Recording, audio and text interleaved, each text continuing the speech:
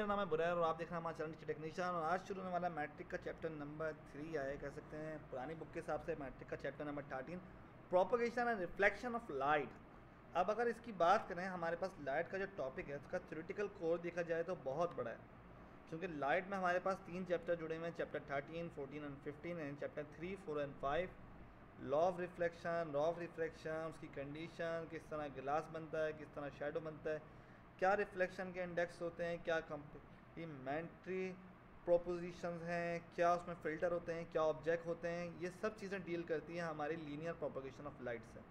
ये पूरा एक चार्ट बनाया हुआ है जिसमें बताया हुआ है कि लाइट की क्या क्या प्रॉपर्टीज़ हैं और उसकी प्रोपोगेशन किस किस तरह से हो सकती है।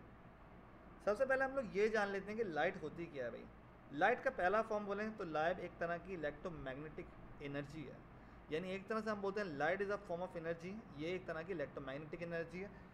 और लाइट का जो पार्ट होता है वो एक तरह का इलेक्ट्रोमैग्नेटिक स्पेक्ट्रम में यहाँ आता है। ये जो विजिबल लाइन शो है, विजिबल लाइन मतलब ये कि वेव एंड मोशन के चैप्टर में आपने पिछली वीडियो में देखा होगा कि हम लोगों ने एक स्पेक्ट्रम देखा था, क्या क्या चीज़ें किस किस तरह से वेव होती हैं।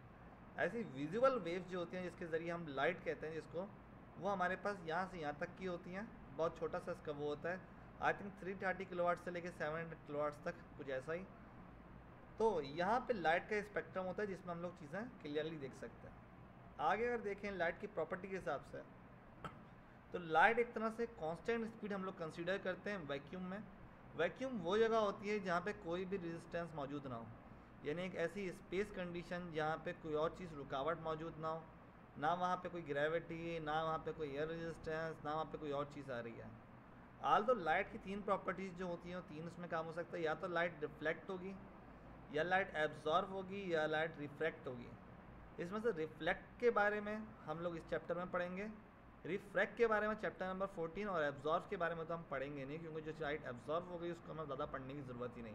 ओके, आल तो जो चीज़ें शेडो फॉर्म करती हैं, यानी जैसे मैं एक दरख्त पे लाइट मार रहा हूँ तो वहाँ पे एक शेडो पड़ेगा और वहाँ पे वो लाइट दरख्त में एब्जॉर्ब हो जाएगी। ओके, शीशे में मारूँगा तो ये लाइट रिफ्लेक्ट होकर वापस आएगी, और अगर पानी में मारूंगा तो इसका एंगल चेंज होकर रिफ्रैक्ट हो जाएगा, जिसको हम डिटेल में पढ़ेंगे चैप्टर नंबर 14 में। लाइट का हम लोग बता चुके हैं कि इलेक्ट्रोमैग्नेटिक वेव की प्रॉपर्टीज़ में होता है, यानी इलेक्ट्रिक और मैग्नेटिक दोनों फील्ड इसमें मौजूद होती हैं।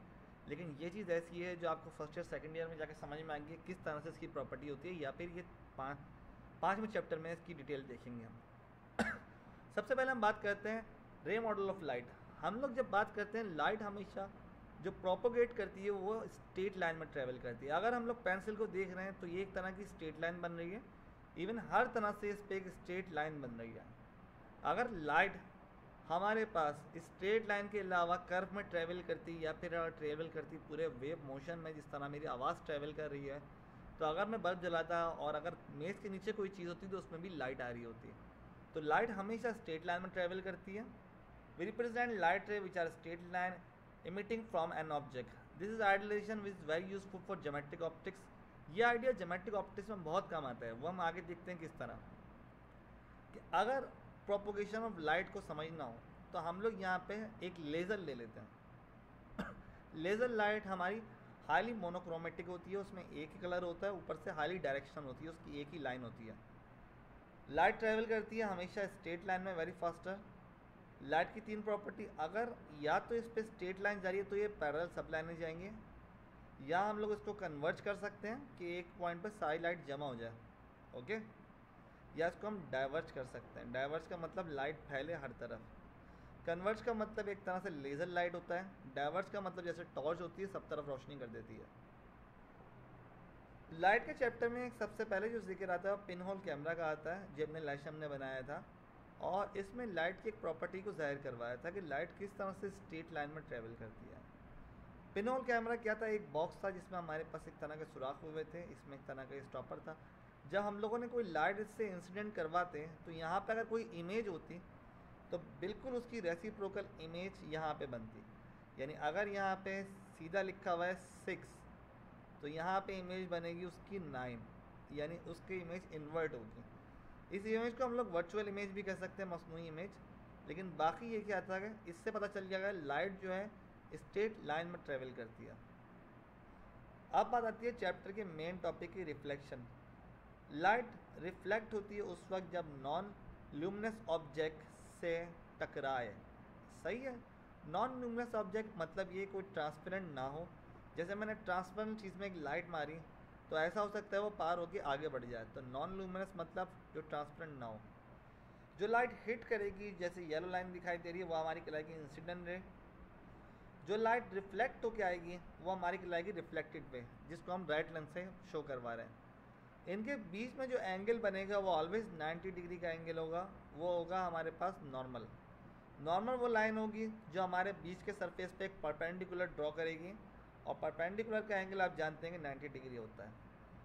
अब ये चीज़ थोड़ा और डिटेल में देख लेते हैं। यानी जो लाइट टकरा रही है वो कहलाती है इंसिडेंट रे, जो लाइट टकरा के वापस आ रही है वो आ रहा है रिफ्लेक्टेड वेव, और इन दोनों के बीच में एंगल बिल्कुल बराबर होगा और एंगल इक्वल होगा जो हमारा नॉर्मल होगा। इस चीज़ को हम लोग लॉ ऑफ रिफ्लेक्शन के नाम से जानते हैं कि एंगल ऑफ इंसिडेंट यानी coming ray equal to angle of reflection यानी outing ray. The law work of for flat plane surface only, यानी अगर प्लेन और फ्लैट सरफेस होगा तभी ऐसा होगा, वरना ज़रूरी नहीं है ऐसा हो। The angle measure by the perpendicular line of the surface is called normal, यानी यहाँ नॉर्मल से मेजर किया जाता है कि इसका एंगल और इसका एंगल बराबर होना चाहिए। अगर हमारा प्लेन मिलर है तो ज़रूर बराबर होगी। ये है नॉर्मल जिसकी तरफ इशारा हो गया। ये देखिए एक तस्वीर में आपको बहुत क्लियर दिखाई दे रहा है कि इंसिडेंट रे टकराई, इंसिडेंट रे और रिफ्लेक्टेड रे या फिर एंगल ऑफ इंसिडेंट और एंगल ऑफ रिफ्लेक्शन दोनों बराबर है, उनके बीच में नॉर्मल लाइन है। ओके, ये हमारी इंसिडेंट रे जाती हुई दिखाई दे रही है और ये टकरा के आती हुई दिखाई दे रही है। तो ये एक तरह का लॉ ऑफ रिफ्लेक्शन रह करता है कि angle of incident must be equal to angle of reflection. इससे ज़रा आगे बढ़ते हैं तो हम लोगों ने यहाँ पे लव पढ़ा था कि ये सब चीज़ें अप्लाई उस वक्त होंगी जब फ्लैट ऑफ प्लेन सरफेस हो।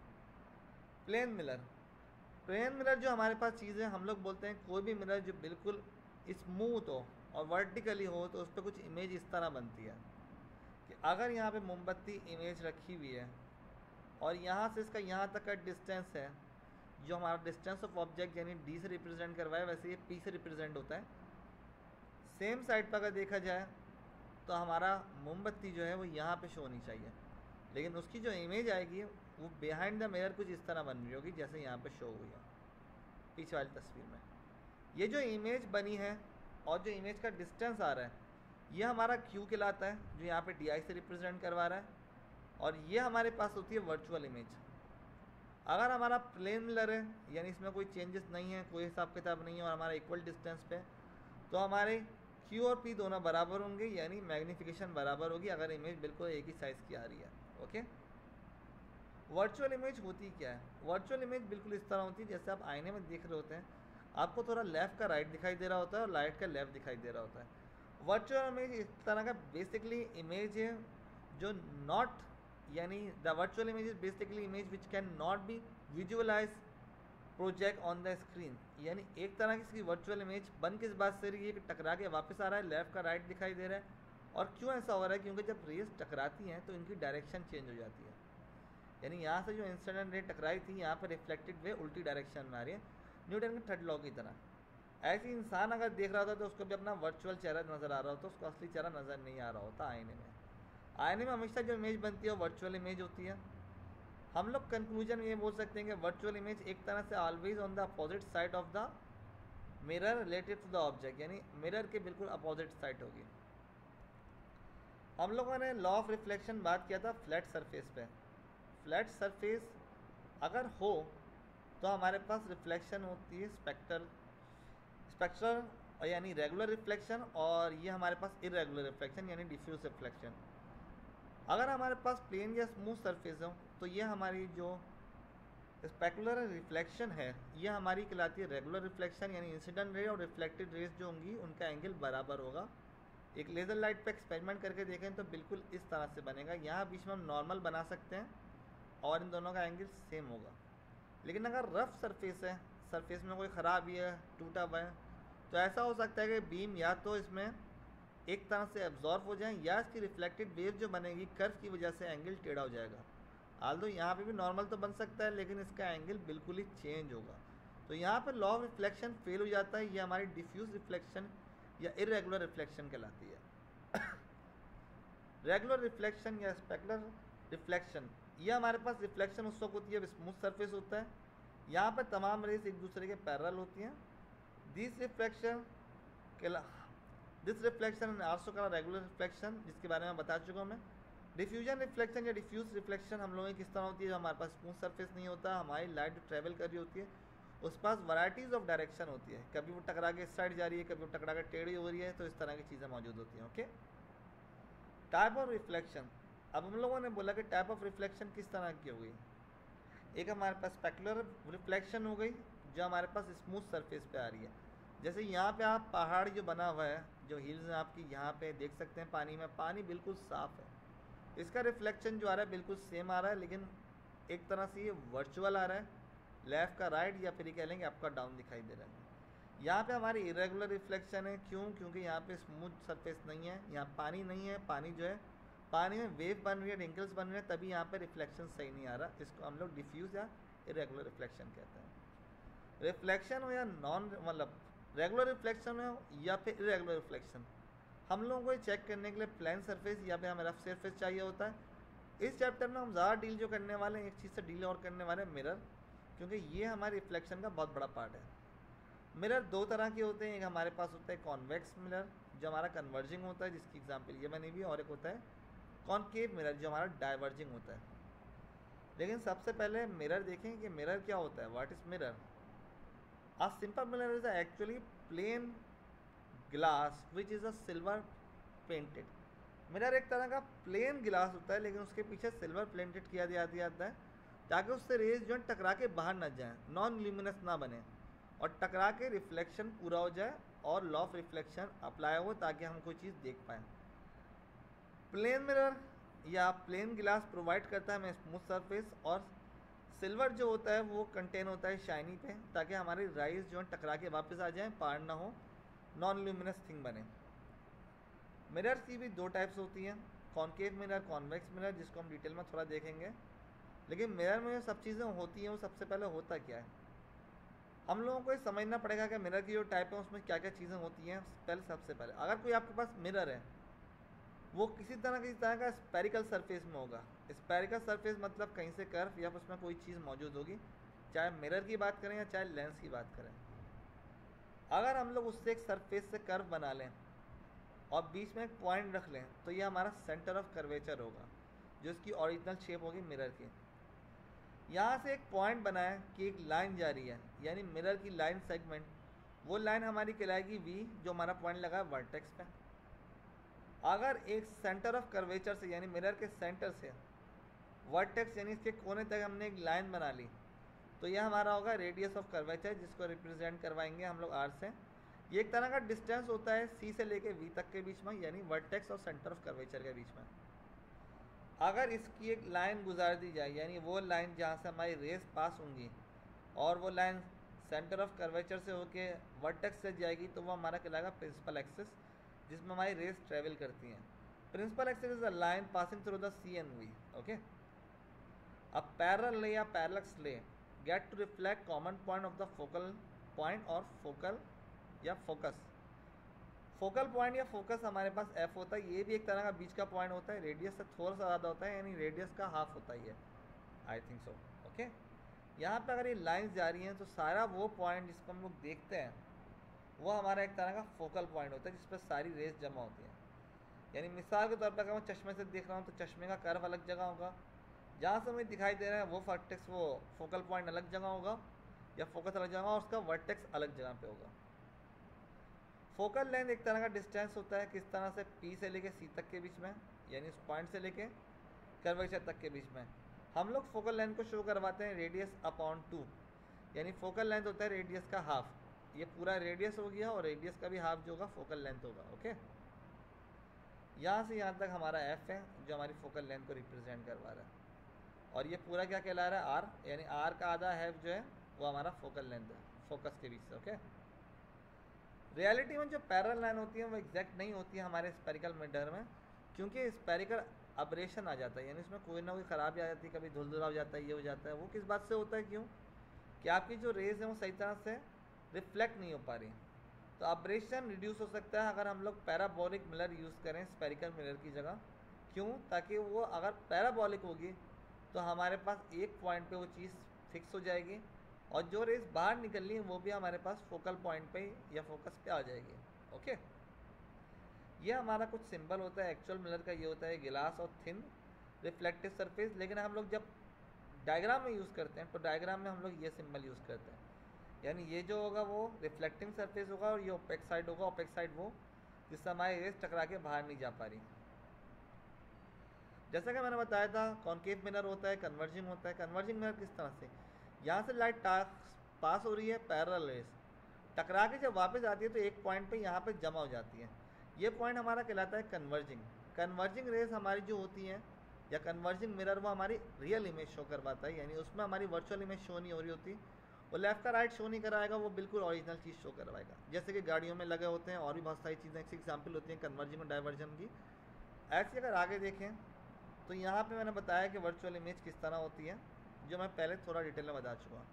ऐसी दूसरी मिरर की टाइप होती है डाइवर्जिंग, यानी डाइवर्जिंग मिरर वो होता है कि अब देखें लाइट कहाँ जा रही है, लाइट यूँ सीधी जा रही है, लेकिन जब वापस जा रही है तो हमारी आँखों में या फिर ये कह रहे हैं कि मिरर से पूरी खुल के आ रही है। इस चीज़ का टॉपिक और डिटेल में हम पढ़ेंगे जब हम पढ़ेंगे अगला चैप्टर लेंसेज का, कि किस तरह से हम लोगों की डाइवर्जिंग लेंस काम आती है और किस तरह से हम लोगों का देखा जाए देखने में मदद करती है डाइवर्जिंग लेंस किसी दूर की चीज़ को चश्मा लगा के। अगर आपकी आंखें ख़राब हैं और आपने फ़र्ज़ करें कोई डाइवर्जिंग लेंस लगाई हुई है, आल्दो डाइवर्जिंग लेंस जो होती है वो कॉनकेव लेंस होती है, लेकिन यहाँ पे एक टॉपिक बताता रहूँ कि जिनके में चश्मा लगा हुआ है और दूर का दिखाई नहीं देता, तो उनको लाइट डाइवर्ज करने की ज़रूरत पड़ती है कि उनका रेटिना तक वो लाइट पहुँच पाए और अपनी जगह पे देख पाए। आगे बढ़ते हैं। आगे हमारे पास इसकी थोड़ी डिटेल दी हुई है कि कॉन्वेक्स मिरर होता क्या है। कॉन्वेक्स मिरर एक तरह का डाइवर्जिंग मिरर है और कॉनकेव मिरर एक तरह का कन्वर्जिंग मिरर है। कॉन्वेक्स मिरर में जो चीज़ होती है वो डाइवर्ज होती है और एक तरह से कमिंग जो होती है वो बिहाइंड द मिरर के आती है। ओके, इसका उल्टा कॉनकेव मिरर में होता है। इसकी इमेज जो होती है वर्चुअल होती है, कॉन्वेक्स की हमारे पास कॉनकेव की हमारे पास रियल होती है और कॉन्वेक्स की वर्चुअल होती है, क्योंकि बिहाइंड द मिरर होती है। The image found the convex mirror is upright virtual smaller than the object, यानी इसकी इमेज स्मॉलर होती है, अपराइट होती है या फिर वर्चुअल होती है। जैसा आप देख सकते हैं कि किसी को पास का चश्मा लगा हुआ, उस चश्मे से देखते हैं तो चीज़ छोटी नज़र आ रही होती है, स्मॉलर नज़र आ रही होती है, लेकिन किसी को दूर का चश्मा लगा हुआ तो उससे वो चीज़ बड़ी नज़र आ रही होती है, क्योंकि वो हमारी कन्वर्जिंग लेंस होती है। यहाँ पे हम लोग एक बहुत बड़े टॉपिक की डेरिवेशन पढ़ते हैं इस चैप्टर में, वो टॉपिक बहुत इंपॉर्टेंट होता है, क्योंकि लेंस इक्वेशन आपके बहुत आगे भी काम आएगा, फर्स्ट ईयर में भी काम आएगा। ये चीज़ क्या होती है भाई, लेंस इक्वेशन।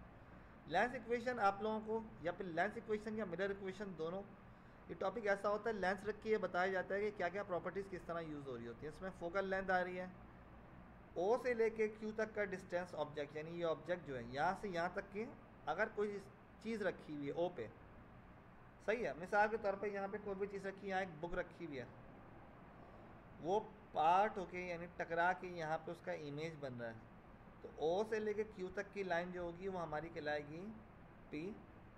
पी लाइन हमारी क्या शो करवा रही है, डिस्टेंस ऑफ द ऑब्जेक्ट, यानी ऑब्जेक्ट कहाँ से कहाँ तक की उसकी रेज आ रही हैं।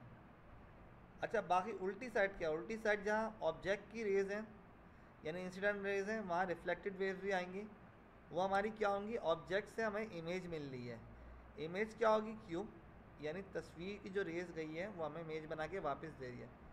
तस्वीर की जो हमारे पास पोजीशन होगी यानी डिस्टेंस ऑफ ऑब्जेक्ट हमारा होगा ओ और डिस्टेंस ऑफ इमेज होगा हमारा क्यू। इन दोनों के बीच में जो लाइन है वो हमारी फोकल लाइन है या फोकल पॉइंट वो 1/f से रिप्रेजेंट होगी। याद रखिएगा क्या चीज़ है भाई, ये क्यू, क्यू है हमारा डिस्टेंस ऑफ इमेज और पी है हमारा डिस्टेंस ऑफ ऑब्जेक्ट। अब मेन चीज़ ये आती है, चाहे लेंस हो चाहे मिरर हो, अगर हमें कोई चीज़ को बड़ा देखना है तो हम लोगों को क्या चाहिए होगा, हमें चाहिए होगा डिस्टेंस ऑफ ऑब्जेक्ट जो वो चीज़ छोटी हो और डिस्टेंस ऑफ इमेज वो बड़ा हो। तो ये चीज़ हमारा फार्मूला मैग्नीफिकेशन का होता है Q/P, यानी मैग्नीफिकेशन डिफाइन करती है कि इमेज ऑफ हाइट और इमेज ऑफ ऑब्जेक्ट यानी ऑब्जेक्ट हाइट, इसकी हाइट की इमेज क्या है h और ऑब्जेक्ट की इमेज क्या है h', जो इस तरह से रिप्रेजेंट है। ओके, मैग्नीफिकेशन ज़रूरी नहीं है कि इनलार्ज करे, वो कभी कभी स्मॉल भी करती है, सही है। Magnification does not always mean enlarge. Magnification का मतलब चेंज करना उसकी इमेज की हाइट को और ऑब्जेक्ट की हाइट से। Image can be smaller than object, अक्सर इमेज स्मॉलर होती है ऑब्जेक्ट के जब मैग्नीफाई होती है चीज़। मैग्नीफाई वैसे बड़े लफ्ज़ के लिए यूज़ होता है, लेकिन ज़रूरी भी नहीं है कि पढ़ा हो। ओके, यहाँ पे आगे MCQs टाइम। MCQs टाइम में ये अगर आपने सही से पढ़ा हो तो आपको पता होना चाहिए इसका आंसर क्या होना चाहिए। पहले वाले का Q और P दिया हुआ हो तो हम लोग मैग्नीफिकेशन किस तरह फाइंड करते हैं। Image form the real mirage, image form in the plane mirror क्या होती है, वर्चुअल होती है, क्या होती है, वर्चुअल लाइक एक ही तरह की चीज़ होती है। Light is a form of क्या होता है। ये जो हमारे पास पिन होल कैमरा है इसमें क्या रे दी थी, किस तरह की हमारे पास लॉ ऑफ रिफ्लेक्शन होती है, यही पता होना चाहिए। और किस तरह निकालेंगे हम QP, इन सब के मुझे आंसर दें कमेंट सेक्शन में। उम्मीद है वीडियो समझ में आई होगी, पसंद आई होगी। वीडियो को लाइक कर दें, चैनल को सब्सक्राइब कर दें, और अभी तक नहीं दबाया तो आज दबा दें भाई बेल आइकॉन को, ताकि आपको ये समझने का मौका मिले और आगे तमाम चैप्टर की वीडियोस आने वाली। तब तक के लिए अल्लाह हाफिज़।